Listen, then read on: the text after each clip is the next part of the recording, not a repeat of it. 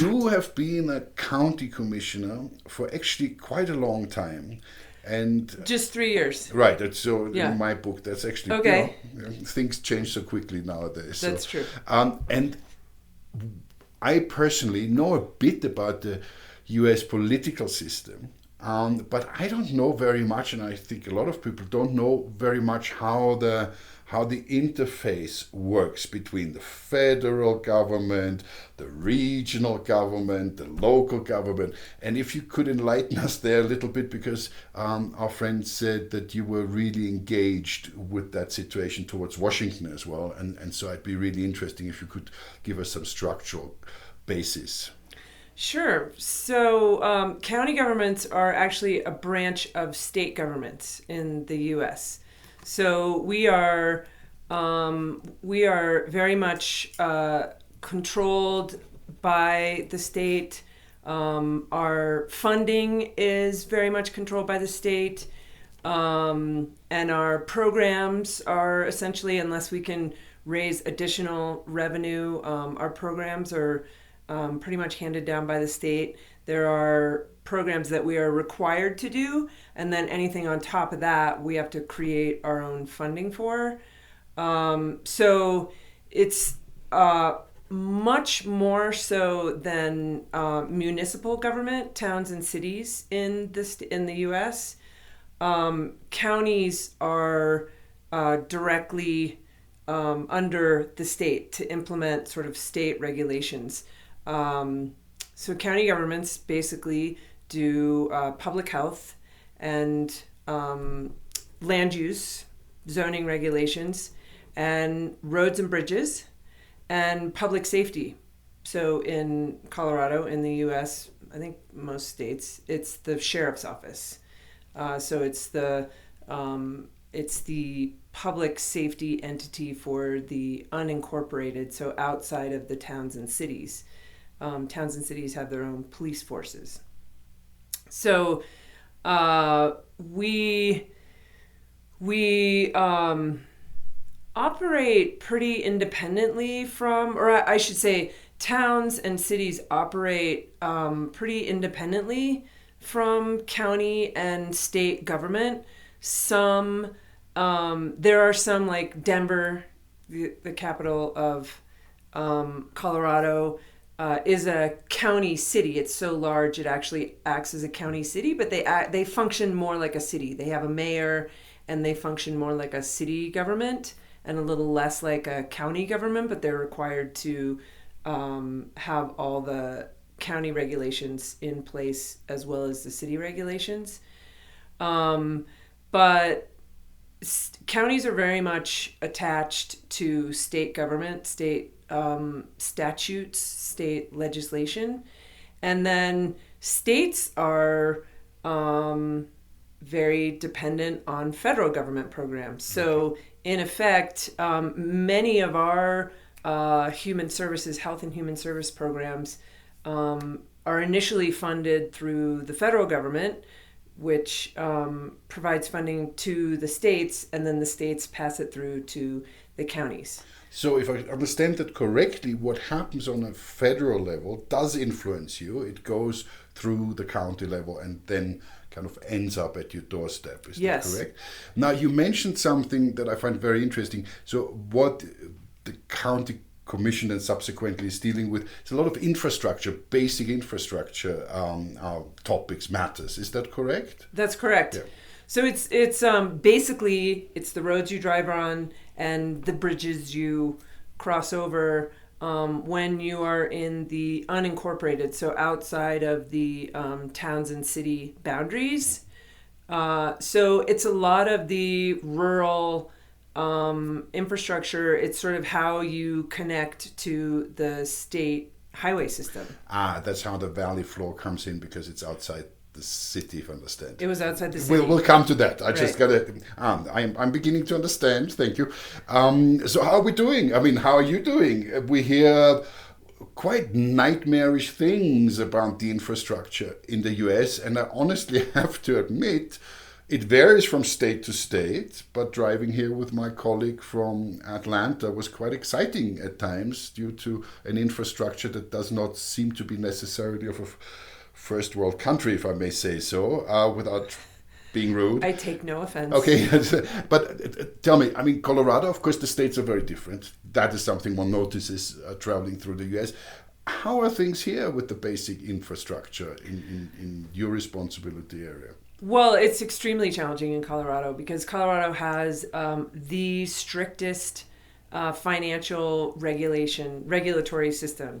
It's called the Taxpayer Bill of Rights, and it was enacted. It's a constitutional amendment to the state constitution that was enacted in the mid '80s or early '90s, and it basically it's highly complex. And it has all sorts of potentially unintended consequences, unintended consequences. Although the guy Doug Bruce, who put it in place, probably intended for it to be really complex to basically shut down governments because he doesn't believe in governments. So it requires any tax increase to go before the voters. So normally in other states around the country, cities and states will come up with their budgets and then they will tax accordingly. And if they're coming up with a budget that is completely unreasonable, then they probably get voted out of office. If they're coming up with a budget that has some kind of increase when times are good or ratchets down when times are bad, then, maybe those people stay in office. That's sort of responsible governing. In Colorado, when times are really good, the spending has to stay the same. And when times are really bad, the spending has to ratchet down because there's less revenue, but there's no savings that was created when times were good. So public sector, not easy. No, it's extremely difficult in Colorado. And the majority of Coloradans prefer that we go back to the ballot every time there is a new tax, and that was one of the intentions of Tabor. However, right now we're in a situation where we've had a really good economy. Colorado has one of the best economies for businesses in the whole U.S. It's an excellent economy, but we haven't been able to create any savings from that. And we have one of the lowest per pupil spending education systems in the country. So we've got this, very sophisticated population with a lot of people coming in because it's so beautiful in Colorado and the mountains are here and we've got wonderful weather and we've got ski areas and hiking trails and biking trails. And we've got one of the lowest funded education systems in the country. We're like ranking down in the bottom quarter of the country. And that's because of Tabor. The government cannot afford to spend increasing amounts of money on transportation as we've got growing populations, growing infrastructure challenges, etc. And then same with our transportation systems. With more and more people coming into Colorado, there's more and more people using the roads. There's more and more impact on the roads. The changing climate is a significant impact on our roads and bridges. The engineers are having to adapt technology because of the freeze-thaw cycles, and the extreme weather patterns are really impacting our surface areas, roads and bridges and connections, and potholes is basically one of the symptoms of that. And yet we don't have enough money to spend on that basic infrastructure. And just at the ballot this month, so a week ago, there was an opportunity for Coloradans to vote yes on what was called Proposition CC. And it would have allowed the state, when times were good, it would have allowed the state to keep the additional revenue as opposed to giving it back to its taxpayers, and build up a savings account or put it into schools. It was specifically for kindergarten through 12th grade, which is, what's that? 12th grade 4 and 6 the is 10. Formative years. No, what's it called? It's 18. Is 12th grade. Yeah, 12th grade is in high school, no? Yeah, Like, yeah, it's high school. Yeah, High school. yeah, before you move on. Yeah. So a third of it was going to go into basically elementary and high school. And then a third of it was going to go into higher education, so state colleges, universities. And then a third of it was going to go into transportation. And it would have only been like $124 million a year in a really good year, which isn't every year. So the state would have had a little bit more to spend on those education and transportation, which continue to rise to the top in terms of importance and things we value. And Colorado voters turned it down. Okay, we'll let that stand here. That was interesting. So you said this would have been kind of an amendment to the amendment of the state constitution. I kind of didn't have that in my mind, that the states have their own constitution, which has to be in accordance with the federal constitution. Yes. Right. Okay, but they have certain leeway. Right. All right, interesting. It has to comply with, everybody has to comply with our federal, the U.S. Constitution, right. But states have their own that match in different ways.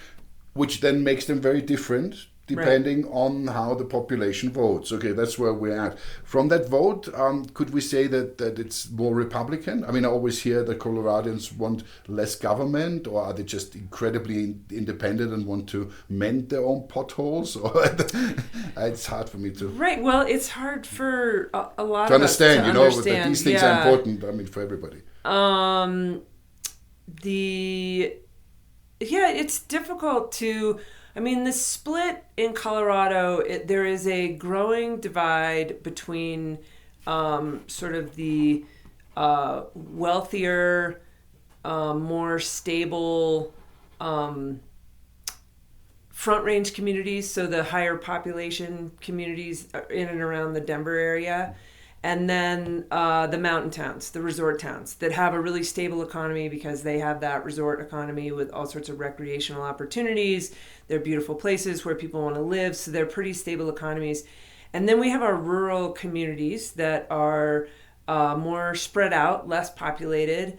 There are maybe less infrastructure needs, and that's where people like less government. Because they don't feel the need. Right. Okay. So they don't feel the need, and yet, or they don't associate government with doing good things for them. And they have, I think a lot of rural Colorado has sort of fallen into this, has retained a very independent attitude of we can do all this on our own, and yet it's not getting done. Their schools are falling apart. They're going to 4-day school weeks. Their economies are crumbling. In rural Colorado, a lot of communities were very dependent on resource extraction. So whether it be coal mining, electric production from coal, uranium mining in the past, oil and gas, all of those are very fluctuating economies. And so it creates a boom-bust cycle for those rural economies.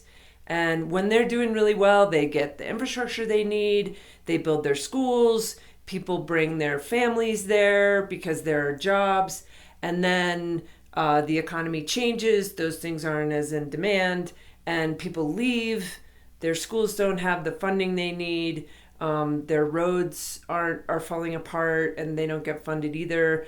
But those communities really retain their sort of pioneer independent spirit, which I respect hugely. And, I think it was what Colorado was founded on. It was what the West was founded on.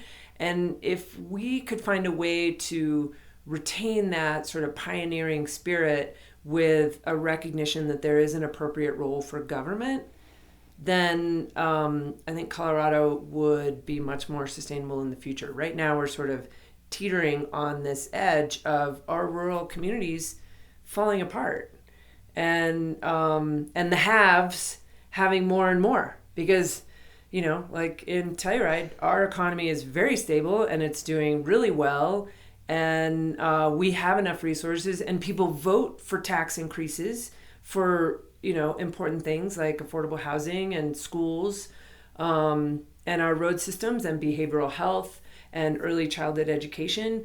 We continue to vote for tax increases for those things. And so governments are able to provide those services.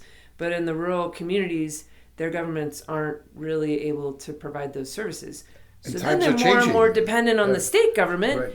And then they vote against the state government and they tie the hands of the state government even further. So it's we've got to figure out a way to really support our rural communities while the economy of Colorado continues to thrive.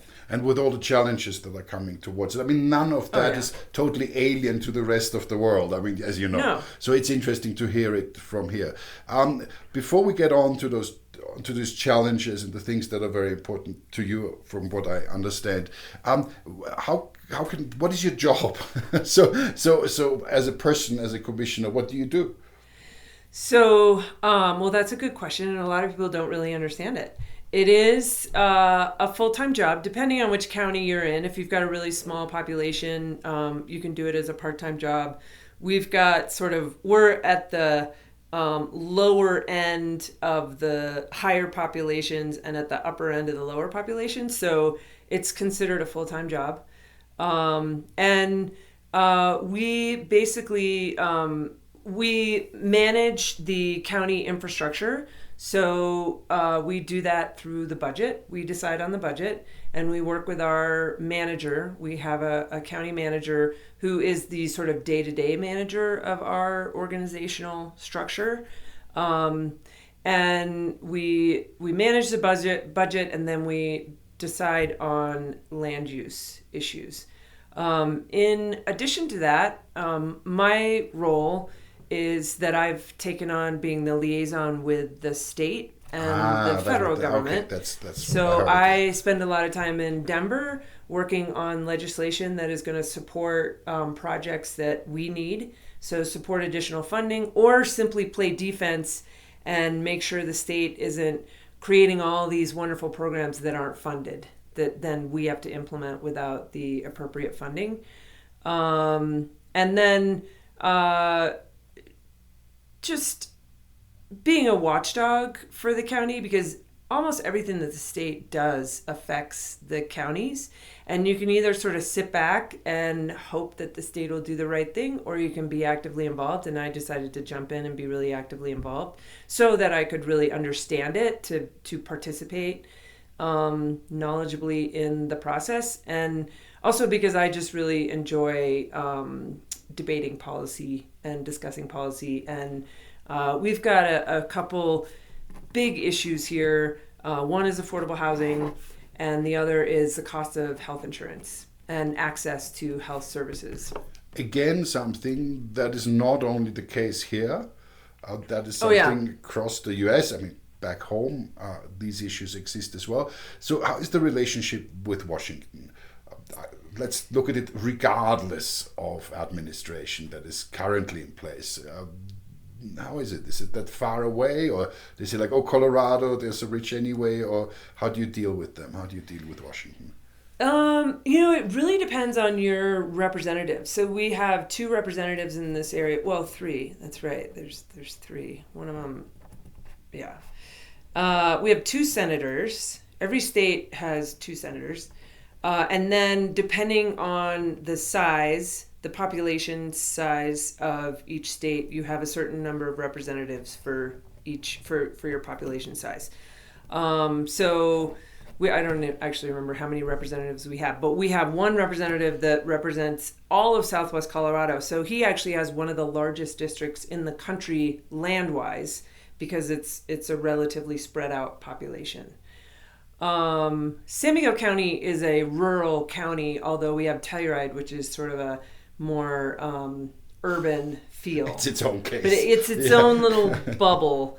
But once you get outside of Telluride, we're a very rural economy and feel. So it really depends on, if the people in Washington are truly representational. And right now we have we have a Republican and a Democrat representing us at the Senate. The Democrat who's also running for president right now. His name's Michael Bennet.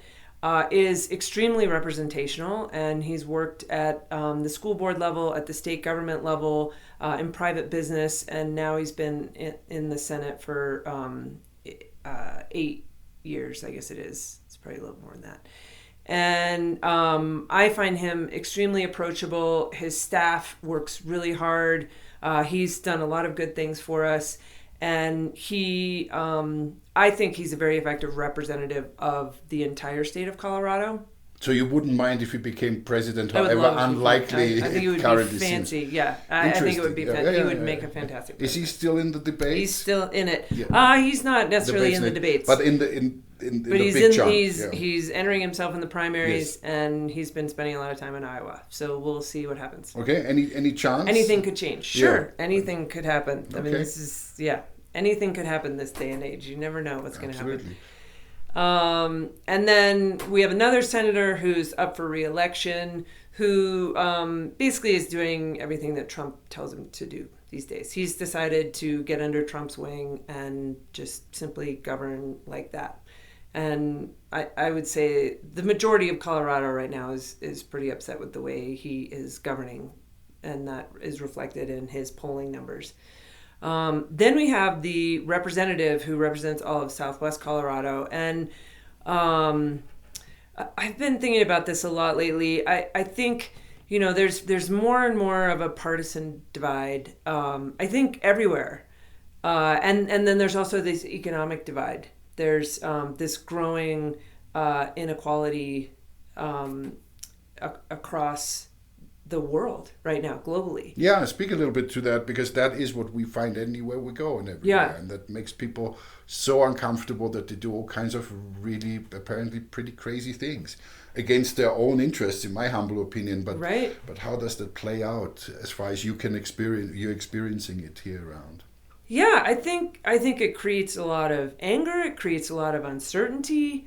It creates a lot of friction and division within populations, even sometimes within like-minded people or like-minded communities. There's this underlying friction and anxiety that is just increasing more and more from the top down. I think it's coming from our leadership.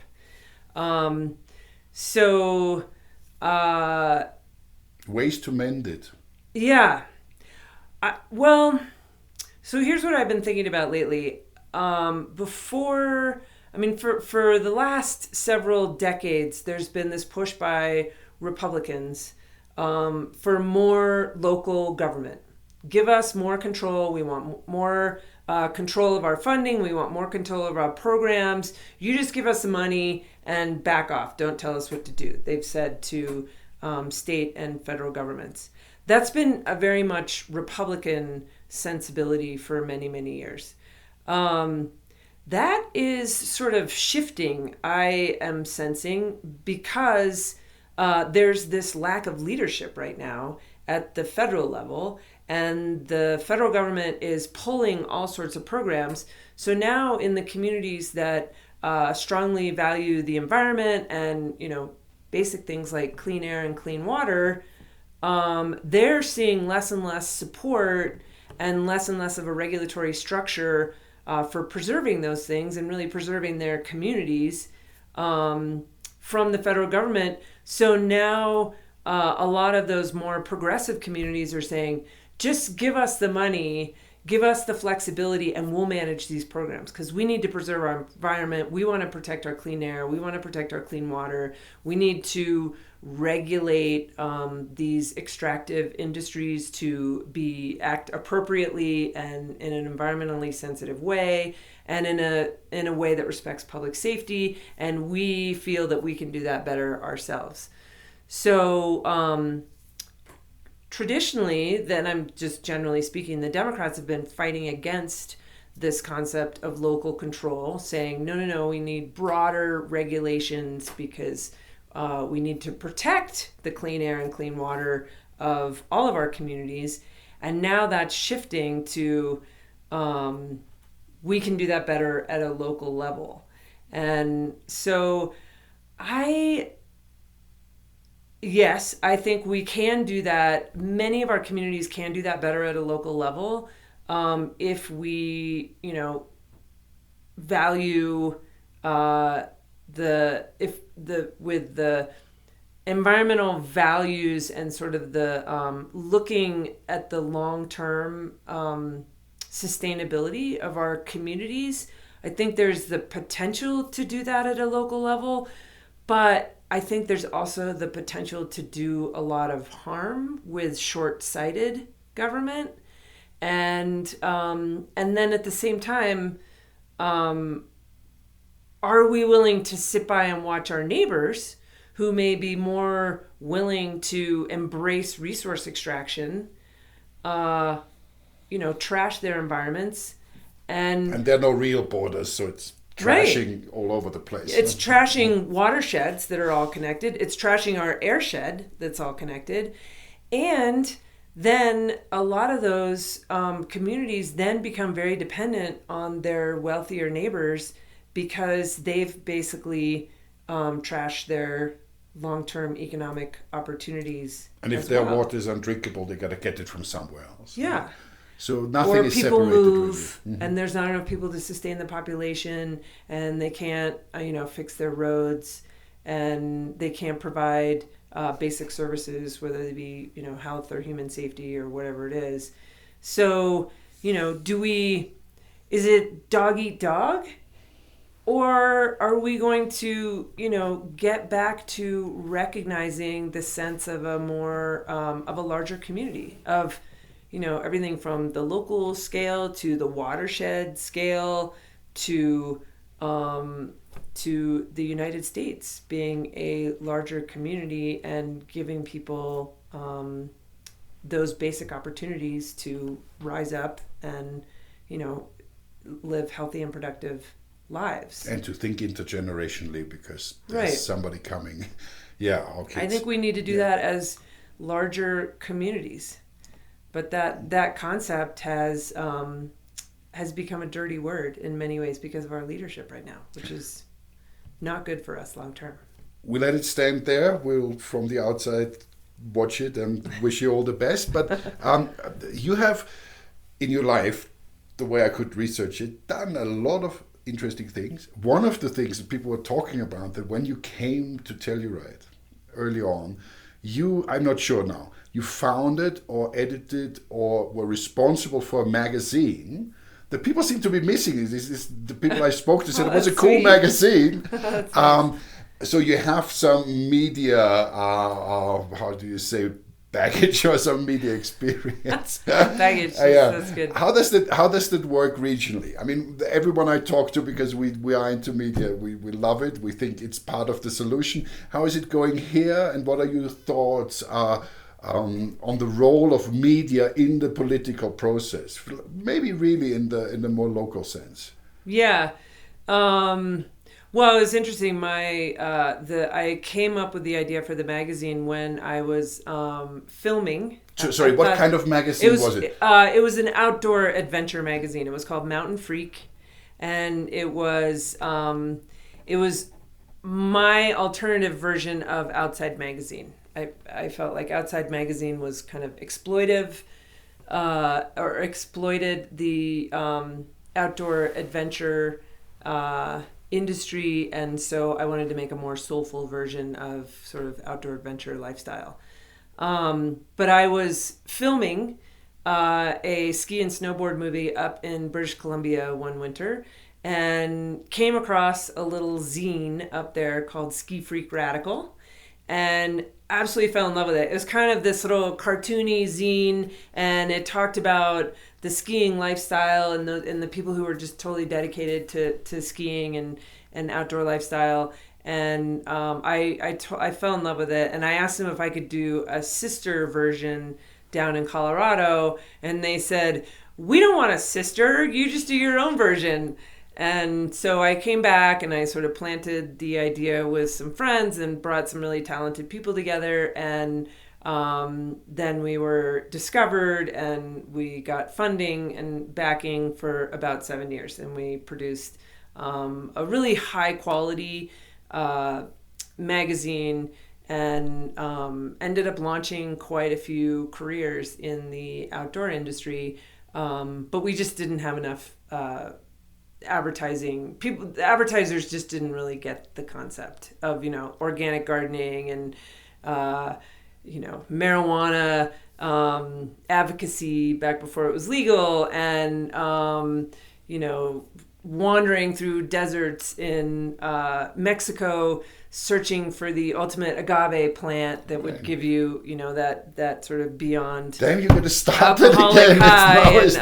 It was fantastic because it attracted such an amazing variety of creative artists and writers, and my job was just to simply facilitate that and put them all together and give them a platform. And I was thrilled to do it and met a lot of wonderful people in the process. So I think that, and this was before we sort of ended, we were approached to convert the content online. So we were approached to do provide web-based content for a little very unknown company at the time called Travelocity. Oh, okay. And they wanted us to create their content. So wherever they were trying to highlight their trips, we would then come up with this really creative sort of mountain freak style content. And I just did not understand that concept at all. I mean, the whole web was new. I didn't think people were going to use it. I was very much into print. I liked the real high quality. I didn't want people staring at their computer screens. So I was like, nah, that's not going to work. So we turned them down. And then we ended up folding. And then a couple times I have gone back into the world of filmmaking. So I think now it can be one of the most effective with the technology we have. I travel to shows in other parts of the country with the Mountain Film Festival, which is a local festival of documentary films. It started as adventure films, outdoor adventure, and then added environmental, and then added sort of social and cultural films. And there are so many good filmmakers out there these days that are really allowing people to effectively tell their stories, or they're capturing those who are very good storytellers. And I think it's an art and it's an oral tradition that we just gotta ignore it now. Yeah, we gotta ignore it. Okay. Yes. Then we're gonna pull through. Storytelling is an art and an oral tradition that absolutely needs to be preserved, and I think we probably even need a stronger emphasis. And one of the projects I've been working on, sort of floating in and out of recently, is in my work. I was not a scientist. Unfortunately, I wasn't inspired in high school by science. I think I had science teachers who weren't really that inspiring or engaging for me the way I thought. So I just thought science was this boring thing that I'd never be engaged in. Now I'm absolutely fascinated with science, and I can't get enough of it. So I surround myself by as many really good scientists as possible. And there are a few who are very good storytellers as well. So we've been working on a series of films or content that we'll create for schools around forest health. And the science we are learning from our forests that are changing, they're evolving, how they are connected to their ecosystems, how their ecosystems are dependent on them. And we're following these scientists who are very good storytellers through the woods as they conduct their research, and sort of capturing their hands-on research while also hearing from them what they are learning by doing that research. And we hope to turn that into content that we can take to, inner city schools to really talk about place-based learning and learning from your environment, and how the science that we gather can really inform, our decisions of the future. Now, two things you've mentioned, and that was not just on my list, but that's really important. So, how can we get a hold of the narrative that is constructed to misinform people, consciously constructed and very well constructed to do that? And that's related, of course.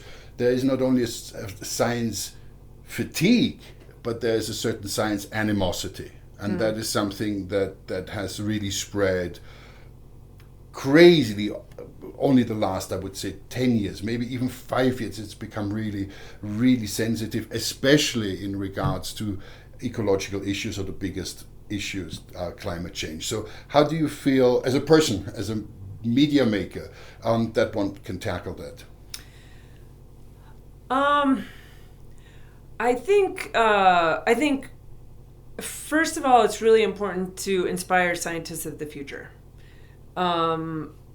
Because we need more people out asking really simple, basic questions and then really important questions to help inform our future decisions.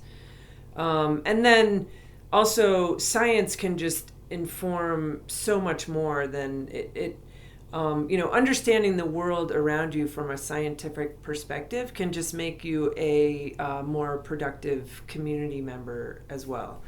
And more engaged and more willing to sort of protect your environment for the future.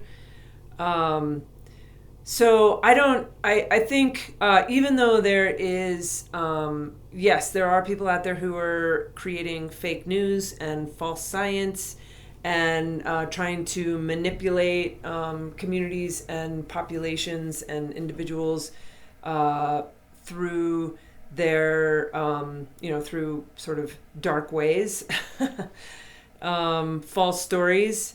I don't think we should give up because it's still a really strong medium, and the more we can instill this fact finding and truth finding in people, the more we can filter out the false news, I think. And in terms of like the bigger picture, should there be more censorship, etc.?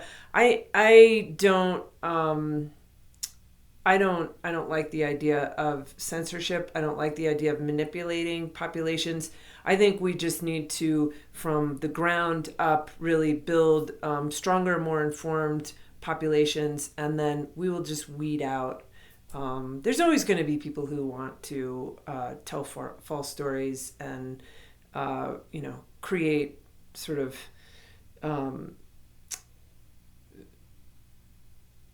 there's always going to be the dark side. But that's the funny thing, because the dark side calls you the dark side, or us. Right. I mean, especially in the US, something exists which we really don't have in Europe. It's like all this homeschooling thing. And we met at Politicon several people who said, no, actually the government should stay completely out of education. We know. And those are the people who teach their kids that the world is 6,000 years old. Now that is not a small phenomenon in the US and in several other places that are much less intellectually advanced neither. So I'm really wondering, you said we can't give up, but how do we reach people who are indoctrinated with a narrative from the earliest age on, and within this democratic system have the same vote? And it's not a few, otherwise we wouldn't have the administrations in some places that we have. Right. I just ask you because it's on my mind. I think it should be on all of our minds. I mean, I think we just have to create that spark. I mean, it's like having a teenager in the house, I guess, that maybe is, doing this on their screen and doesn't want to go outside. You just have to keep, putting all these different opportunities in front of them until you find one that just sparks their curiosity. And once you spark their curiosity, you enable them to follow, that path. And I'm an optimist, and I do believe that generally with love, with health, with good food, people are ultimately have the power to be good. And I think I don't think we should give up or create more controls. I think we just need to continue, working on our education system. Yes, I mean, I totally agree. Our education system needs to be exploded and rebuilt, but that is extremely difficult with a population of our size. Difficult, if not impossible. It would create total chaos, and it would take a whole nother generation to rebuild our education system. So we need to continue doing it, from the local level up, and offering more experiential opportunities to see what sparks people. Just simply taking kids outside and wandering around, whether it may be, a little park in their neighborhood, or, some architecture in their neighborhood, or an empty lot in their neighborhood, and sparking their interest in what could be done with that empty lot, or what could be done to change the architecture to make it more welcoming, perhaps. Or, we are very fortunate to have the valley floor, so we can send kids out to the valley floor and looking on the ground and seeing what's there, and looking up and seeing what's there, seeing which trees are dying, which trees are living, what is the river doing, how is it all connected, and seeing if that sparks an interest in sort of truth finding. And then they take that into wherever, whether they take it into Wall Street, or they take it into a vocational skill, plumbing and electricians and carpentry, whatever it is, all of those important things that are needed. If they have an interest and a curiosity, and they continue to ask questions and want to make things better, want to improve things for their community, their families, their communities, and for the future, then we're going to slowly rebuild what is kind of a broken system right now. And the rest is freedom. I mean, you always come up to that as a human being here, no? Yeah. Somebody believes it's 6,000 years old. What can you do? Maybe they find some dinosaur bones, and then we teach them carbon dating and whatever. Thank you. You said you're an optimist. And I hear that a lot here. And I'm really glad, because I'm often surrounded by less optimistic individuals. And sometimes people say, like, you're only an optimist because you don't have enough information. I don't think so. But we've talked about, and we keep on talking about it daily, all the time, and it's necessary, about ecology, about the environmental context in which we live. Now, two relatively simple questions to round this up. But there's a lot of choice of what could scare one. What worries you the most currently, looking at the immediate and midterm future? What is the one thing where you'd say, like, in my position as a human being and in my position professionally, that's what I address. That's I wake up with that every day. It's are my kids going to be resilient enough for the massive changes that we're about to see? Have I set them up with enough basic skills and decision-making capacity to be able to adapt for the future? Because it's going to be more and more challenging for them to live. You say resilience, that's something that's come up more and more. At the beginning of the climate environmental debate, it was like, how do we solve it? How do we stop it? Now everybody says resilience. So it seems people are saying the train is running, and we got to deal with it. What is part of that resilience? What does it take to be a resilient human being for your kids, for anyone? You think, what is it? I think, resilience is the ability to bounce back. So it's the ability to be crafty. It's the ability to, first of all, I haven't given up on the climate. I think we are going to see a lot of changes. Absolutely. We've gone past the tipping point. We are going to see a lot of changes. That said, we need to do everything we can as local, state, and federal governments to combat climate change, to conserve, to cut back substantially on our use of fossil fuels, our use of water, and we need to move towards more sustainable forms of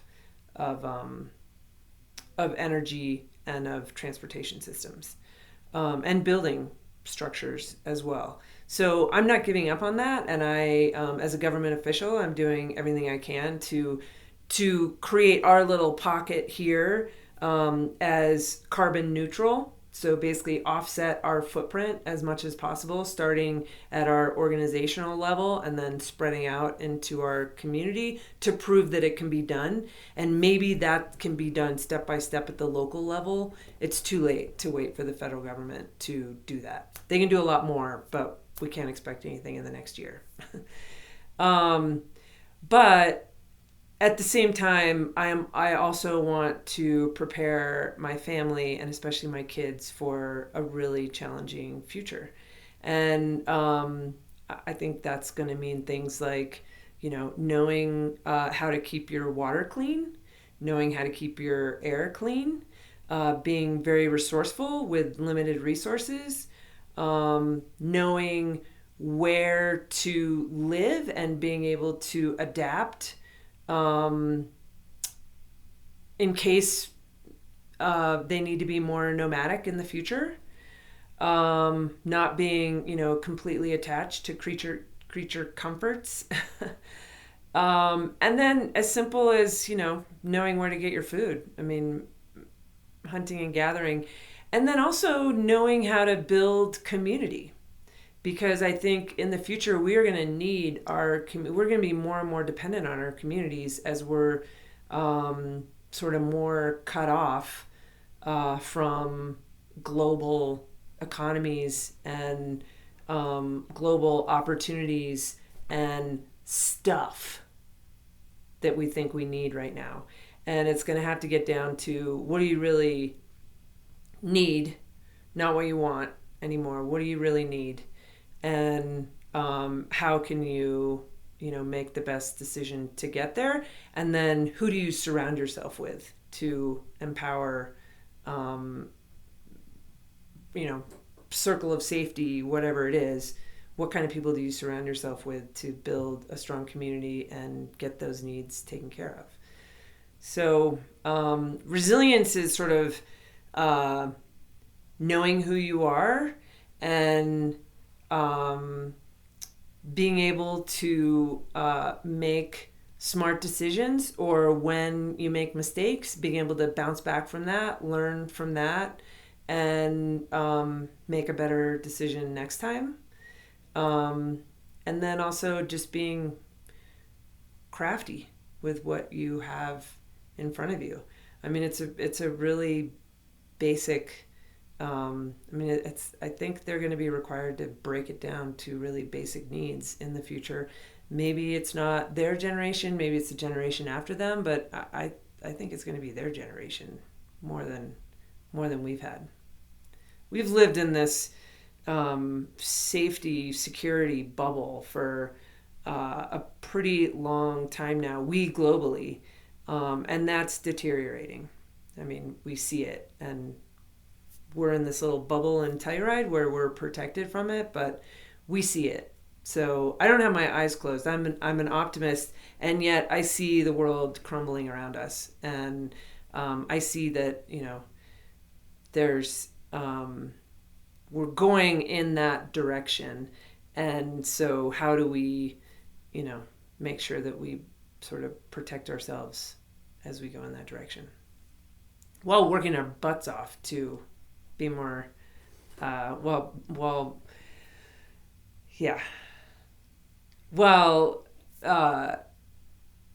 conserving and becoming as carbon neutral as possible. It's not over till it's over. No, till the fat lady sings. And if we all do our yoga, there ain't no fat lady, so it's never going to be over. No, thank you. We're going to let that stand there. Thanks, Hilary. Yeah. She was dancing, you know.